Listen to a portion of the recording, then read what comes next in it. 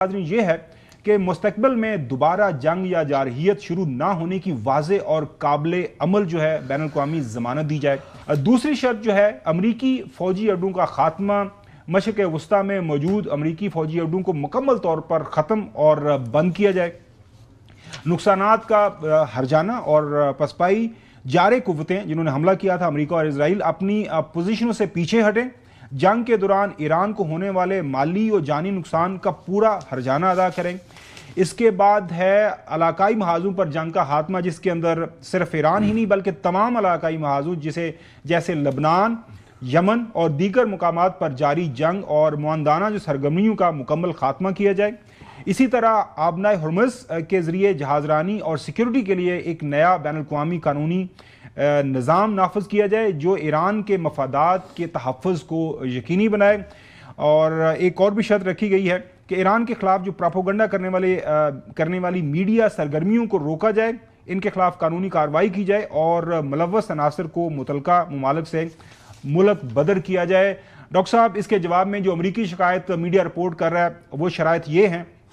وہ یہ کہہ رہے ہیں کہ ایٹمی پروگرام کا مکمل خاتمہ، یورینیم کی ہر قسم کی جو افزودگی کو فوری روکنا، موجودہ ذخائر کو ختم کرنا، میزائل پروگرام پر پابندی، بیلسٹک میزائلوں کی تیاری اور تجربات پر مکمل روک تھام، پراکسی گروپس کی حمایت کا خاتمہ، خطے میں موجود مسلح جو گروہ ہیں جیسے حزب اللہ ہے، حوثی وغیرہ ہیں، ان کی مالی اور عسکری امداد بند کی جائے۔ اور پریزیڈنٹ ٹرمپ نے الٹیمیٹم دیا ہوا ہے کہ 27 مارچ 2026 تک کی مہلت ہم آپ کو دے رہے ہیں، ان شرائط پر عمل کریں ورنہ ایران کے بجلی گھروں اور توانائی کے بنیادی ڈھانچے کو نشانہ بنایا جائے گا۔ ڈاکٹر صاحب، یہ شرائط دونوں طرف سے ابھی تک سامنے آئی ہیں،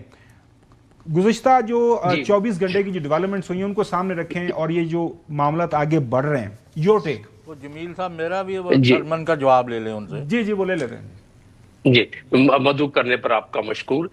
یہ بالکل جو دونوں طرف سے مطالبات ہیں، یہ جس طرح کے پہلے والے مطالبات امریکہ کی طرف سے جب رکھے گئے تھے ایران پر، تو وہ ڈیزائن ہی اس لحاظ سے کیے گئے تھے کہ وہ مطالبات منوعاً تسلیم ہی نہیں ہو سکتے تھے۔ لہٰذا آپ نے دیکھ لیا کہ جنگ کی صورتحال یہ پیدا ہو گئی، اور یہ بھی دونوں سائڈ سے جو مطالبات ہیں یہ منوعاً یہ تسلیم ہو ہی قابل عمل نہیں ہے۔ ایران کو بھی اس چیز کا علم ہوگا یقیناً، اور امریکہ کو تو اس چیز کا علم اگر نہیں تھا پہلے تو اب یقیناً اس دلدل میں پھنسنے کے بعد ان کو اس چیز کا علم بھی ہو گیا ہے۔ تو لہٰذا اب ادھر سے راستہ کدھر جائے گا؟ ادھر سے راستہ جائے گا کہ کچھ لو اور کچھ دو کی بنیاد پر، جس طرح چودھری صاحب بھی فرما رہے ہیں کہ اس وقت امریکہ جس دلدل میں پھنس گیا ہے اس کے مضمرات کا تو آپ اندازہ لگائیں کہ جس طریقے سے امریکن عوام کے جیبوں پر بوجھ پڑ رہا ہے، جس طریقے سے اندر سے نکتہ چینی شروع ہو گئی ہے ڈونلڈ ٹرمپ اور ان کی حکومت پر،